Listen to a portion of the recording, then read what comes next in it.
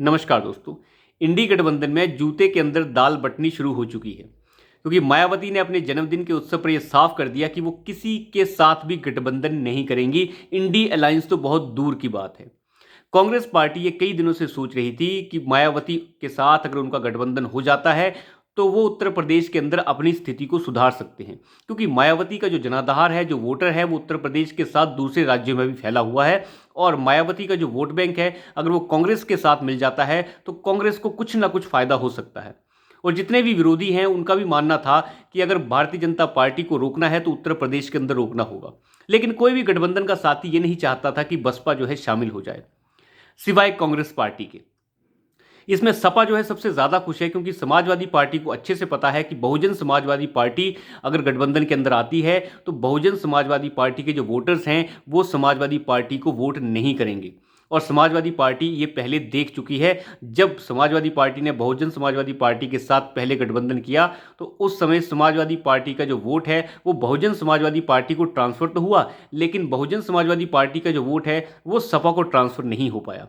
यही वजह थी कि बहुजन समाजवादी पार्टी के जो सांसद थे वो ज़्यादा चुने गए और समाजवादी पार्टी जो है 5 सांसदों पे ही सिमट कर रह गई और कांग्रेस पार्टी शून्य हो गई। तो यहाँ से कांग्रेस पार्टी को थोड़ा सा लगता था कि अगर बहुजन समाजवादी पार्टी उनसे मिल जाती है तो उनका कुछ फ़ायदा हो सकता है।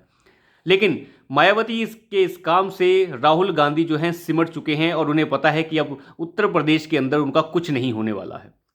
लेकिन इसमें अखिलेश यादव ज़्यादा खुश नज़र आ रहे हैं, क्योंकि उन्हें लगता है कि अब वो आराम से चुनाव लड़ सकते हैं।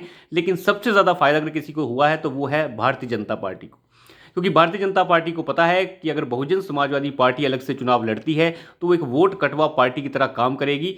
और जैसा कि 2019 में वो दूसरे नंबर की सबसे बड़ी पार्टी रही थी, तो उस हिसाब से अगर देखा जाए तो अगर अभी भी वो ऐसे करती हैं, अलग अलग जगह के ऊपर अगर अलग अलग तरीके से लड़ती हैं, बिल्कुल स्वतंत्र होकर लड़ती हैं, बिना गठबंधन के लड़ती हैं, तो भारतीय जनता पार्टी की ये बहुत बड़ा प्रयास जो है, जो 70 से 75 सीटें लाने का है, वो कामयाब हो सकता है। और मुझे लगता है सबसे ज़्यादा फायदा अगर किसी को हो रहा है तो बहुजन समाजवादी पार्टी का फायदा यहाँ पर भारतीय जनता पार्टी को मिलने जा रहा है और साथ ही साथ समाजवादी पार्टी को। लेकिन सबसे बड़ा घाटा यहाँ पे होने जा रहा है कांग्रेस पार्टी को। अब थोड़ी सी बात कर लेते हैं कि कैसे जो है राम मंदिर को रोकने की कोशिश भी हो रही है। राम मंदिर की प्राण प्रतिष्ठा का कार्यक्रम होने जा रहा है 22 को, लेकिन उसे रोकने के लिए तरह तरह के जखीरे जो हैं वो इकट्ठे हो चुके हैं। देश विरोधी ताकतें इकट्ठी हैं। गाजियाबाद के एक इंसान ने, जो पता नहीं किस तरीके का इंसान है, उसने जो है इलाहाबाद हाईकोर्ट के अंदर एक ऐसी अर्जी लगाई है कि जिसकी वजह से राम मंदिर की प्राण प्रतिष्ठा को रोका जा सके। उसका कहना है कि ये सही समय पर नहीं हो रहा है, इस महीने में कोई शुभ कार्य नहीं होते हैं, मंदिर अभी पूरा बना नहीं है, तो प्राण प्रतिष्ठा का कार्यक्रम सही नहीं हो रहा है, शंकराचार्य जाना नहीं चाहते हैं, तो इसलिए जो भारतीय जनता पार्टी है इसका चुनाव में फ़ायदा लेना चाहती है।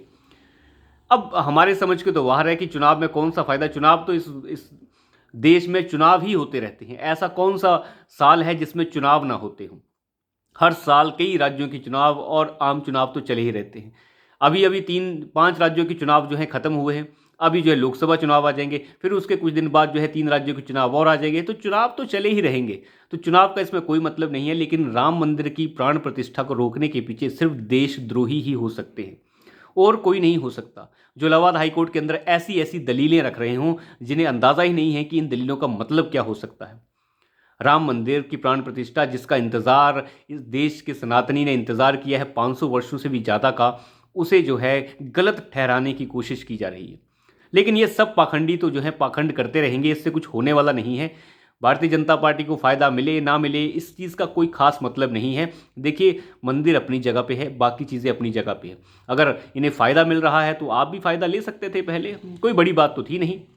2019 में फैसला आया था, उसके बाद जो है राम जन्मभूमि की जो है पूजा अर्चना की गई, उसके जो है उसका भूमि पूजन किया गया। उसके बाद जो राम मंदिर बना तो 3-4 साल तो बनने में भी लग जाते हैं। तो इसमें कोई, मुझे नहीं लगता कि कोई ऐसी बात है कि चुनाव में फ़ायदा। और देखिए, ये सब के सब जो है वाहियात बातें हैं। लेकिन अब जो पत्रकार है इंडी गठबंधन के बारे में जो सुबह शाम माला जपते रहते हैं, छाती पीटते रहते हैं, नंगे होकर नाचते रहते हैं, एक एड़ी पर नाचने वाले ये सभी के सभी पत्रकार और जितने भी ये देशद्रोही हैं, आजकल ये सब के सब दलाल जो हैं वो चुप हो गए हैं। क्योंकि इंडी गठबंधन की जो पूरी की पूरी ये रैली चल रही है आजकल, इंडी गठबंधन के कांग्रेस की राजकुमार की जो पूरी की पूरी एक रैली चल रही है, जिसे जो है न्याय यात्रा का नाम दिया गया है, भारत जोड़ो न्याय यात्रा, पता नहीं किसे न्याय वो दिलाना चाहते हैं, कौन से भारत को वो जोड़ना चाहते हैं, कौन सा भारत टूट चुका है जिसे जोड़ना है, ये समझ के बाहर है। लेकिन ये भारत जोड़ो न्याय यात्रा जो है पूरी तरीके से फ्लॉप नजर आ रही है। फ्लॉप यात्रा है पूरी तरीके से। अब तो इंडी गठबंधन के बारे में माला जपने वाले जितने भी दलाल पत्रकार हैं उन्होंने भी बोलना शुरू कर दिया है कि 24 सीट से ज़्यादा आने वाली नहीं है कांग्रेस पार्टी की। मैं आपको बताऊं, कांग्रेस पार्टी की इस वक्त जो टारगेट है वो ये है कि कम से कम 55 सीटें वो जीत जाए, कम से कम 55 सीटें जीत जाए, और कम से कम उसे जो है एक अच्छे खासे विपक्ष का तमगा तो मिल जाए, उसे जो है लीडर ऑफ अपोजिशन चुनने का मौका तो मिले। अभी कांग्रेस की हालत यह है कि वो लीडर ऑफ अपोजिशन चुनवाने लायक भी नहीं है, और कम से कम वो चाहती है कि वो लीडर ऑफ अपोजिशन चुनवाने लायक बन जाए। ये पहली बार हो रहा होगा शायद भारत के इतिहास के जितना भी चुनावी इतिहास है जिसमें विपक्षी पार्टी जो है, सबसे बड़ी विपक्षी पार्टी, वो ये सोच रही हो कि कम से कम वो जीतने तो नहीं वाले हैं, कम से कम विपक्ष में 55 सीटें तो ला दें, यानी वो लीडर ऑफ अपोजिशन चुनवाने लायक बन जाएं। मुझे नहीं लगता कि ऐसा चुनाव कभी भारत में हुआ होगा। अगर लचर से लचर राजीव गांधी के समय भी अगर कोई विपक्ष रहा होगा तो उसने भी ये कभी नहीं सोचा होगा कि हम लीडर ऑफ अपोजिशन चुनवाने के लिए लड़ रहे हैं। तो कांग्रेस पार्टी चाहती है कि कम से कम 55 सीटें जीत जाए, लेकिन जो मोदी विरोधी मीडिया है उसका साफ कहना है कि कांग्रेस 24 सीटें भी नहीं जीत पा रही है। वो जो है मात्र 24 सीटों से कम में भी सिमट सकती है। तो ये सब के सब जो हैं अब जान चुके हैं कि कांग्रेस का क्या होने वाला है। लेकिन राहुल गांधी के लिए पूरी के दिन छाती पीटने वाले ये जितने भी दलाल पत्रकार हैं ये असलियत पे बात नहीं करना चाहते। सत्यहिंदी.com ये जो पहले कह रहे थे कि कांग्रेस पार्टी ने जो राम मंदिर की प्राण प्रतिष्ठा में जाने का ना जाने का फैसला लिया है सही किया है, उसके बाद ही जो है आशुतोष ने छाती पीटना शुरू कर दिया कि नहीं नहीं, कांग्रेस पार्टी को वहाँ जाना चाहिए था, ये गलत किया है कांग्रेस पार्टी ने, कांग्रेस पार्टी को वहाँ पर ज़रूर जाना चाहिए था। तो अंदाज़ा लगा के देखिए कि कैसे इन लोगों को लग रहा है कि हम कैसे माहौल बनाएं कांग्रेस पार्टी के लिए, क्योंकि कांग्रेस पार्टी तो अपने पाँव पे कुल्हाड़ी मारने के लिए जानी जाती है। लेकिन अब ये माहौल बना रहे हैं कि भैया आपको तो है प्राण प्रतिष्ठा में जाना चाहिए और कांग्रेस ने बहुत गलत किया है, कांग्रेस ने ये किया है वो किया है, कांग्रेस का बुरा हाल है, ये जो है 24 सीटों में सिमट जाएंगे। उसके बाद से तो कई जो उनके फॉलोअर्स उनके व्यूअर्स हैं वो कहने शुरू हो चुके थे कि ये तो गोदी मीडिया है, ये तो गोदी मीडिया की तरह काम कर रहा है। उस समय आशुतोष रोने लग गया कि मुझे गोदी मीडिया बताया जा रहा है। अब क्या करे आशुतोष भी, ये मजबूर हो चुके हैं। ये ऐसे खैराती हैं इस पूरे के पूरे दलाल मीडिया के जिनका ना सर है ना पैर है। ये सिर्फ एक ही काम के लिए करते हैं, इन्हें पैसा मिलता है और ये बिल्कुल मुर्गे की तरह जो है बांग देने लगते हैं। इनके बस का और कुछ नहीं है। सुबह से शाम जो है झूठ की दुकान लेके बैठ जाते हैं, न सर है न पैर है। एक दूसरा है धान गेहूं वाला, जिसे धान और गेहूं के बीच में अंतर नहीं पता, वो कह रहा है कि एयरपोर्ट को आपने जो है रेलवे स्टेशन बना दिया है। इसके ऊपर वीडियो बनाई जा रही है। किसी एयरपोर्ट के ऊपर फ्लाइट्स डिले हो सकती है, ये चीज़ें चली रहती हैं, इसमें कोई बड़ी बात नहीं है और इसमें काफ़ी ज़्यादा लोगों को दिक्कत भी होती है। अब इसके ऊपर आप एक बड़ी लंबी चौड़ी वीडियो और उसके ऊपर डिस्कशंस चल रही हैं आपकी कि आपने इसे रेलवे स्टेशन बना दिया।